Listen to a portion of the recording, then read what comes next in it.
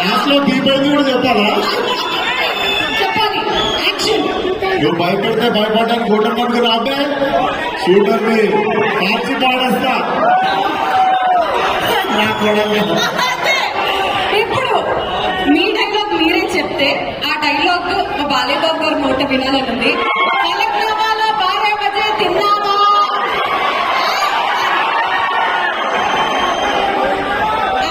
ఈ cinema dialogue okay.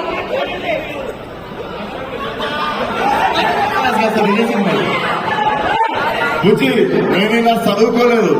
మనకి తెలిసిందల్లా ఒకటి, మన మీద ఎవరన్నా పడితే ఆడి మీద తిరగబడిపడదు. సార్ మీరు చెప్తారా డైలాగ్?